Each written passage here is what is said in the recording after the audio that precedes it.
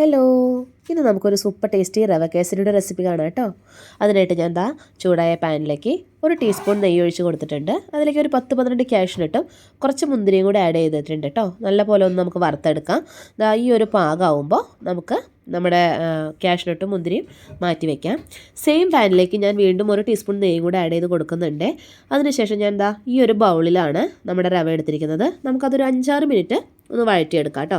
നല്ല പോലെ ഒന്ന് വറുത്തെടുക്കണം. ഈ ഒരു പാകമാകുമ്പോൾ നമുക്കതൊരു വേറൊരു പാത്രത്തിലേക്ക് മാറ്റാം. പിന്നീട് ആ സെയിം ബൗളിൽ ഞാൻ 2 ബൗൾ വെള്ളം ആഡ് ചെയ്ത് കൊടുക്കുന്നുണ്ട്. വെള്ളം നല്ല പോലെ തിളച്ച് വരുമ്പോൾ ഞാൻ അതിനകത്തേക്ക് ഒരു 1/4 ടീസ്പൂൺ ഫുഡ് കളർ ആഡ് ചെയ്യുന്നുണ്ട്. ഒപ്പം തന്നെ 2 ഗ്രാമ്പും ഒരു കഷ്ണം പട്ടയും കൂടി ആഡ് ചെയ്ത് കൊടുക്കുന്നുണ്ട്. നന്നായിട്ടൊന്ന് തിളച്ച് വരട്ടെ. ആ ഫ്ലേവറൊക്കെ ഒന്ന് ഇറങ്ങി വരുമ്പോൾ ഞാൻ അതിലേക്ക് നമ്മൾ എടുത്ത് വറുത്ത് വെച്ചിരിക്കുന്ന റവ ഇട്ട് കൊടുക്കുന്നുണ്ട്. നല്ല പോലെ നമുക്കതൊന്ന് മിക്സ് ചെയ്ത് കൊടുക്കാം കേട്ടോ.